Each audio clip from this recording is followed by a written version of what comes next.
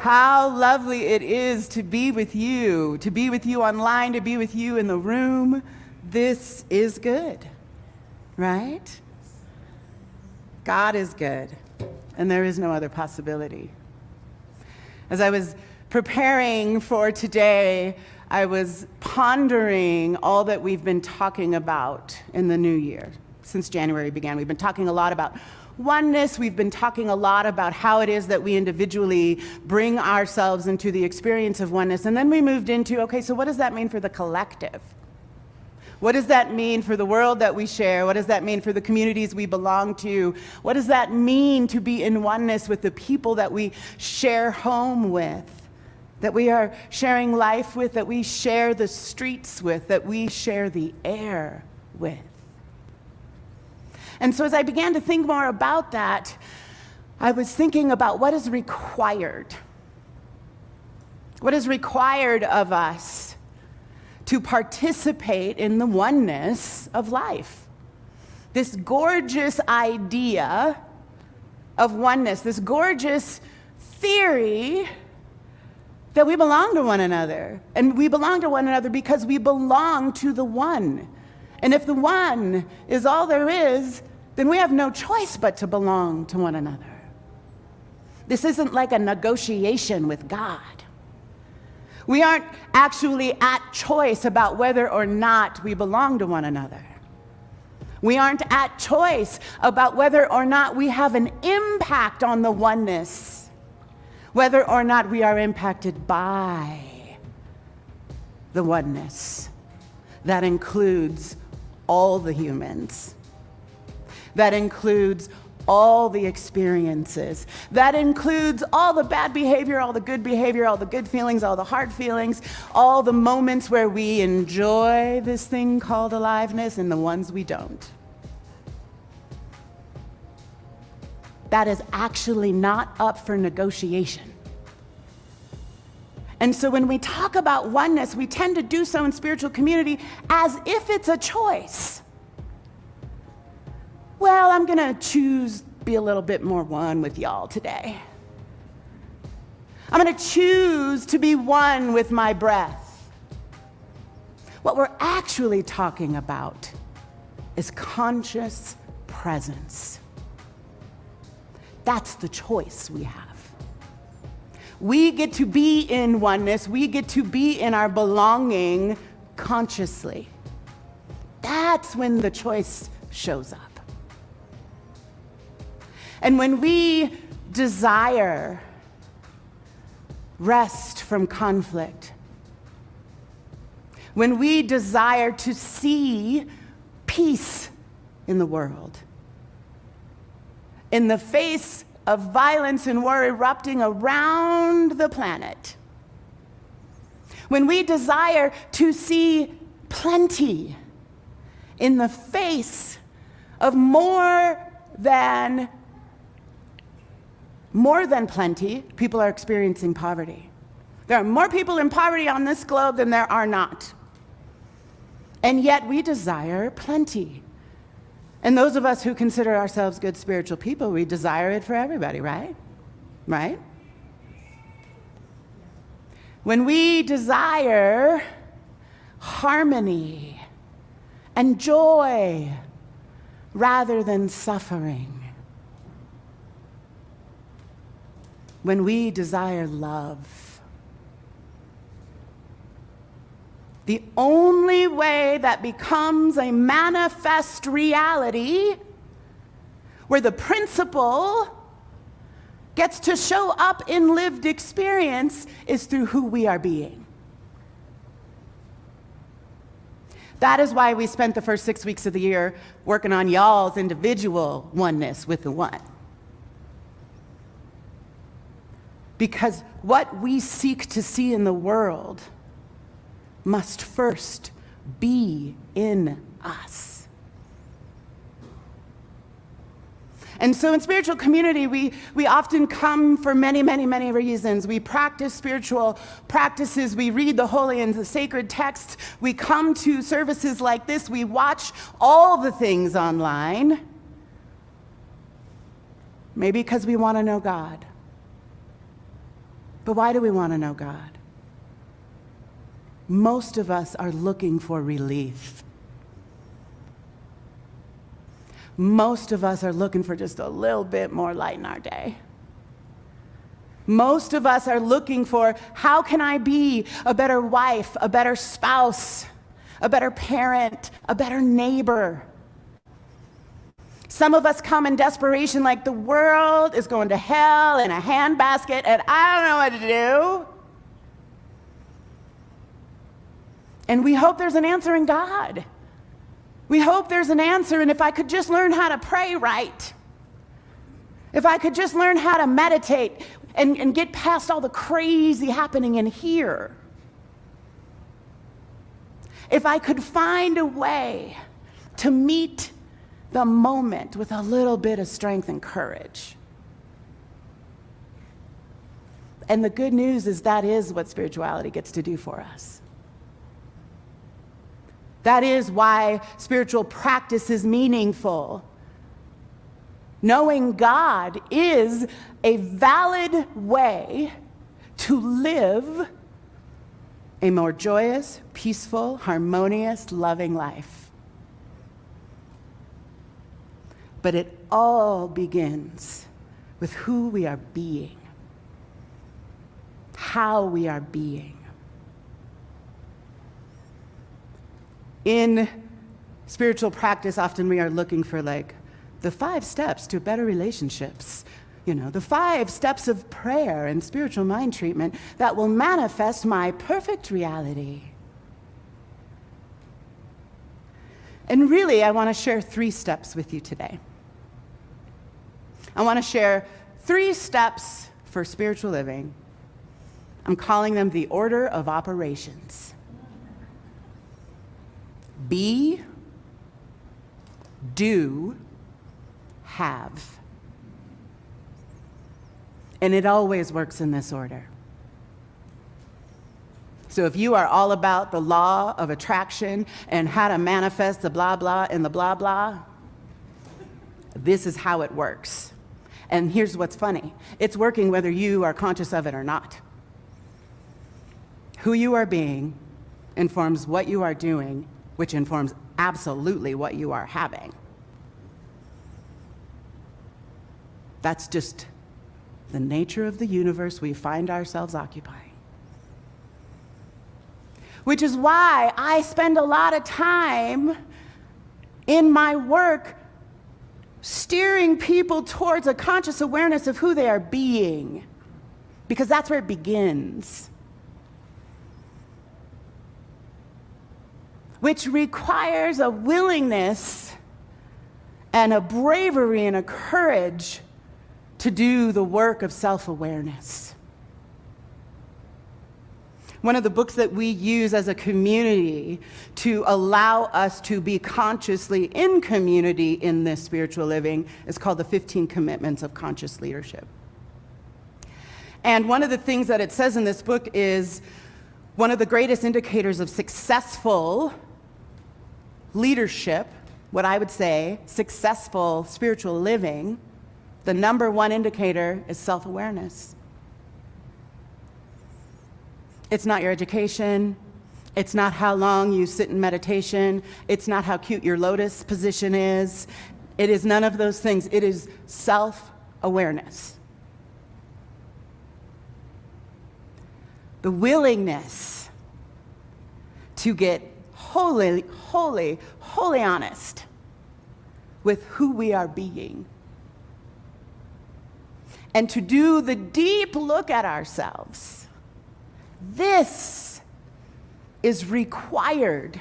Not only is it required for spiritual living, not only is it required for success in relationships and community, it is required for the transformation of the world.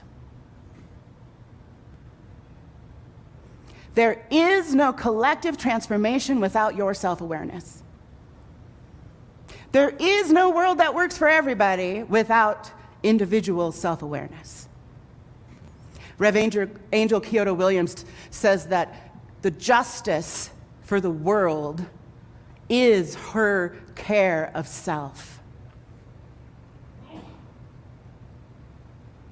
If we want to see peace, we must be peace. If we want to see harmony, we've got to be harmonious. I know many of us are wondering, what can my little life do in the face of the horrors happening on this planet? How can I have a meaningful impact in the world when it's so overwhelmingly heartbreaking? The only thing you can do is begin with self-awareness. I say a lot to people who are in community with me, especially my white folks, and bless every one of y'all. My mama's one. But your truly sincere desire to do better and be better and make it better, I don't want you standing for me if you haven't done this work. Please do not stand in the name of, let's make it better for Amani because she's a black woman. Please don't go to the table with all of the good intentions, thinking you can make an impact that is meaningful and helpful and change-worthy if you first don't go within. If you first don't get aware about who you are being in your interactions, in your life. And the work of justice, which is what I just described, and the work of spiritual living are one and the same. The work of community transformation and collective transformation in a world that works for everybody begins with the individual work of self-awareness. I want to share with you from the 15 Commitments of Conscious Leadership. It's the second commitment, and it's one of the most important commitments. Learning through curiosity.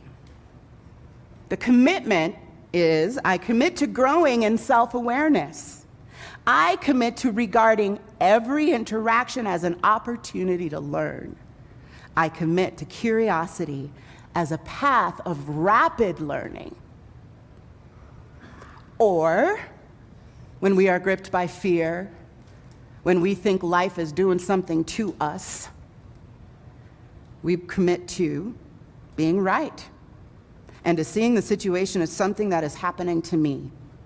I commit to being defensive. I commit especially to being defensive when I am certain that I am right. Sound familiar?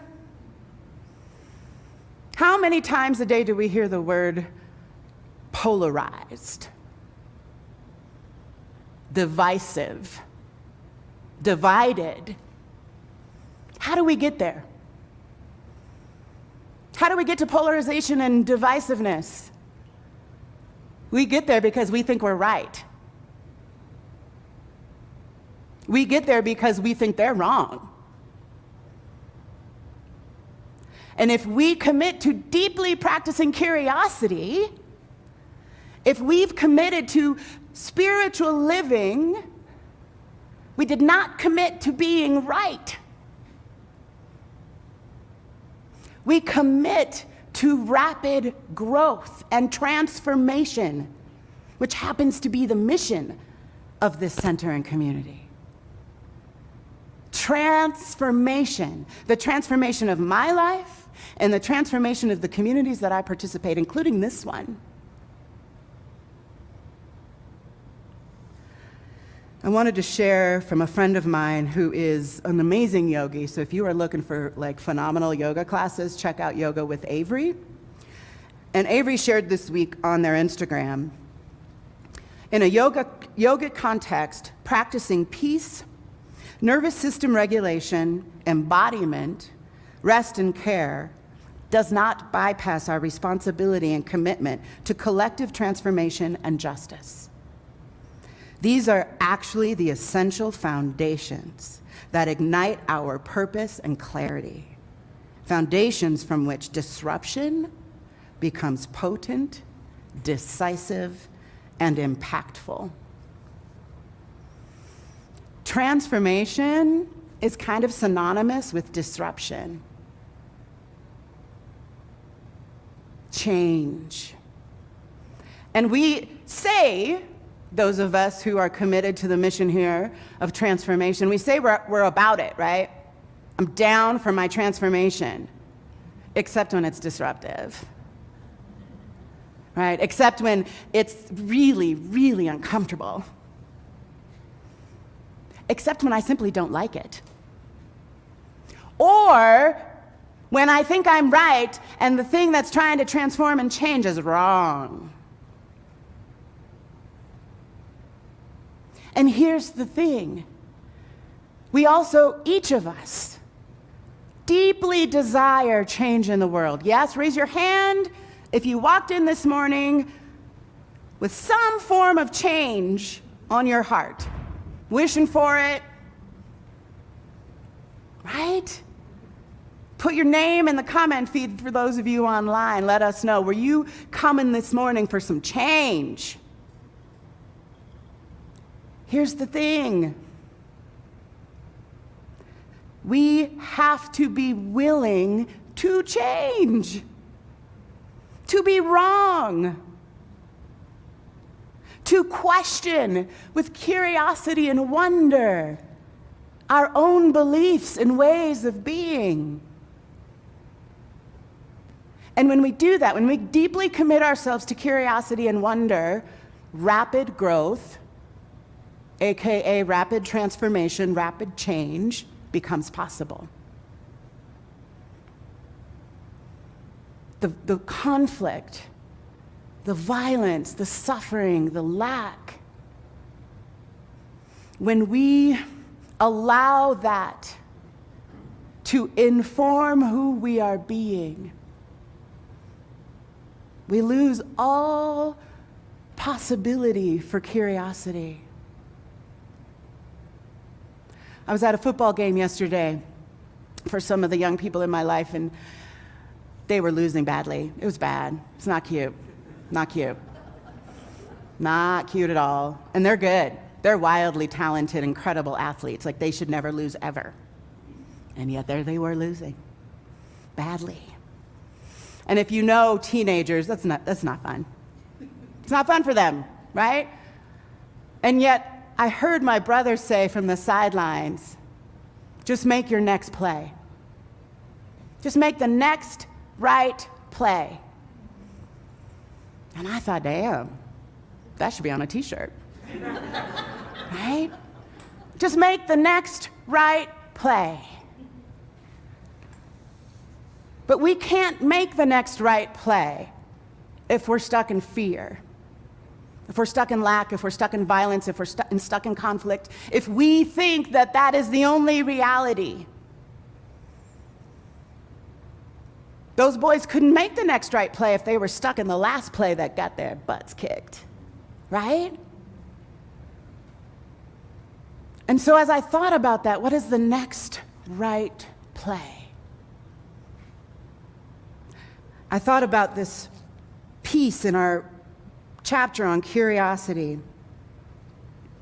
When we want to live above the line, which means we are acting from our divine nature, it is opening to the big, fun game of learning and growing. Oh, so what if we met every moment, no matter what the circumstance is, whether we lose in our butts in the game? What if we approached that moment as the big, fun opportunity for learning and growth? What if we met that moment with, okay, what's here for me? How do I get to be changed and expanded and deepened and more myself by this moment? You know, I'm coming off of some hard moments in my life, calling them the 40 days in the desert. And if you read my blog post this week, you know why. But I found myself having to ask that question even when I also thought, WTF. What in the actual frickety frack?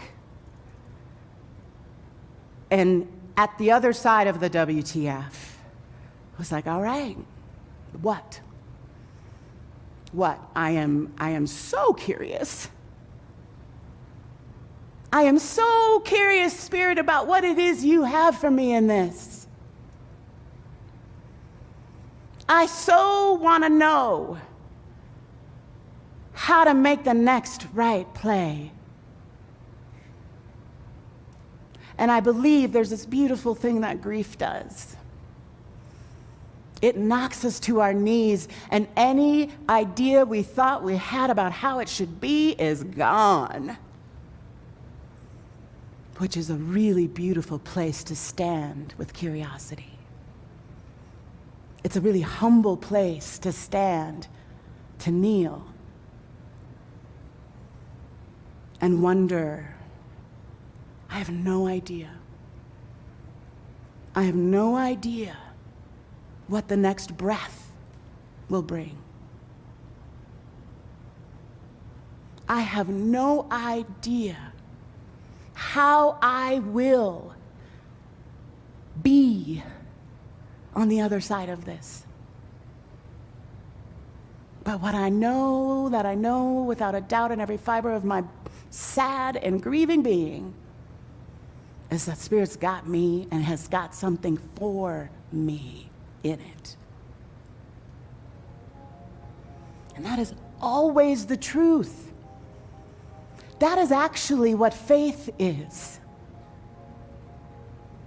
The faith that we must each carry into whatever storm may be brewing in our lives, whatever conflict, whatever poverty, whatever that looks like pain and suffering. When we have the courage and the bravery and the faith to know that there is a game unfolding that Spirit has invited me into, that I get to then grow and learn because of. And even when it feels like maybe life was trying to be mean to me, that is never what's happening. Because there's only one, and the one is never, ever, ever trying to be mean. And so I can rest in that, and I can come on my knees and my arms wide open and my heart broken and say, okay, I don't know what's gonna be, I don't know.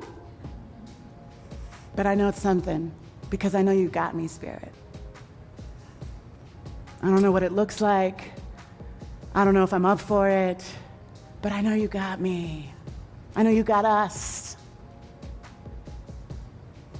So I'm here for it. Which means our work, again, comes to, okay, what is in the way of my ability to be present to what Spirit, to what life, to what love, to what joy, to what peace is trying to give me? Is trying to grow me into? What's in the way? Because how we do it is we've got to be here for it. We've got to be present. Presence brings forth behaviors and beliefs that are above the line. Presence is what allows my favorite prayer that comes from the Zoroastrian tradition. With bended knees, with hands outstretched, do I yearn for the effective expression of the Holy Spirit working within me. Do I yearn for the effective expression of the Spirit working through me?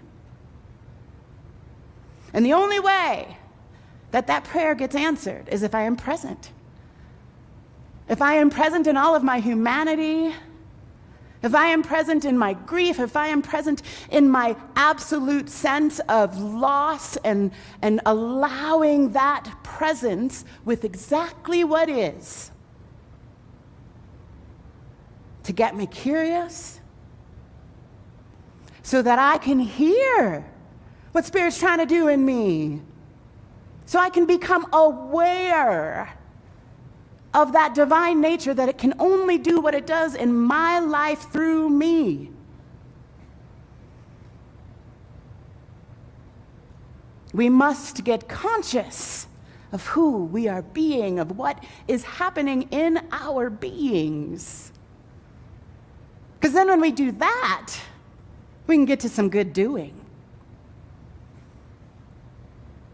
But when we don't do that, we often get to some crappy doing, which is how we find ourselves in the world we are living in.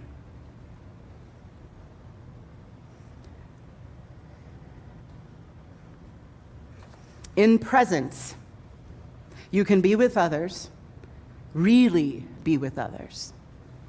You can listen, you can empathize, you can confront and create. In presence, you can innovate. In presence, you can improvise and respond from your highest self, from your genius. When two people in a relationship are in presence, they can co-create, play, and problem solve with incredible dexterity. Presence is required for the creation, for the co-creation of the world that we actually want to be living in, of the relationships we want to be having, of the joy and the harmony and the peace and the absolute love that is ever available. Everything that we've ever desired, ever. I don't care what picture you have in your head of what perfect looks like. The only way that comes into manifest reality is through presence. And the curiosity that we bring into presence of every circumstance, of every conflict, of every heartbreak. When we allow ourselves to be present in all of our humanity and all of our divinity, then we can get to some doing. And then we can get to some having. The having of our beingness. The having of joy, the having of peace, the having of harmony and love. But it requires presence. It requires a deep commitment to staying in faith that God is always moving for good. Always. Even when it looks like a shit show. Good is forming in every moment. And we have to be willing to be transformed so we can be present to it. Our transformation is required not because we're going to be transformed into like lovely, etherical, angelic beings all of a sudden in a booming, glorious, light-filled moment. We will be transformed because we are willing to sit at the table and go, whoa, I might have been wrong about that.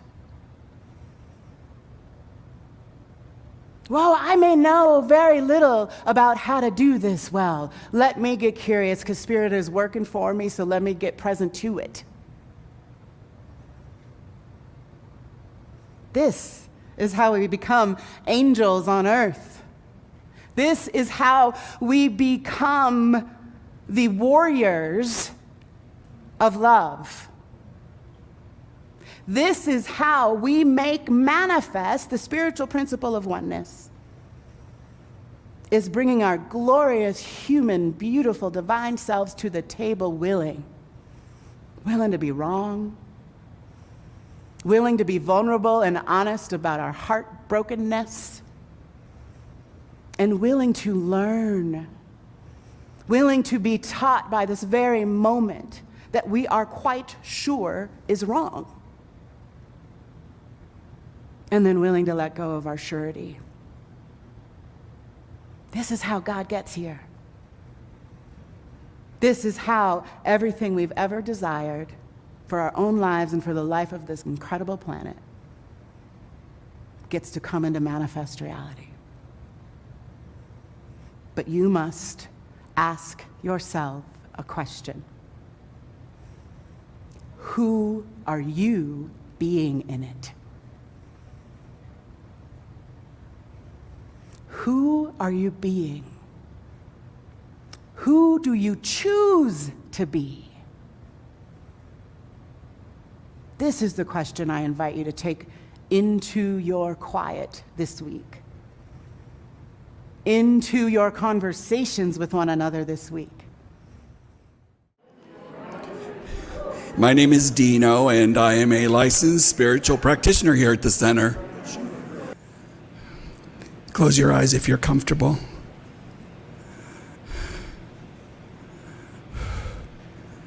There is a sacred place right here, right now, where God exists, where Spirit exists, where love exists in this very moment that has been created for us today. With our practitioners holding high watch in the back of the room, we realize that there is only one, that Spirit resides within each and every one of us and everyone we love. And it is in this space that we realize that in one mind we pray, in one mind we affirm the life that we are calling forth, the desire of our heart, for it is Spirit who knows the desire of your heart. And so your affirmations are already so. So I invite you in this moment to think of an affirmation of joy, gratitude, something that might be heavy on your heart in this moment for yourself or someone you love. Let it rise to the surface into the one mind with God, for this is where we find our healing. Our healing that is already so, that is already ours, that is already known by the divine. For we are the beloved. We are the blessed. We are the love we seek. So in this moment, think of your affirmation.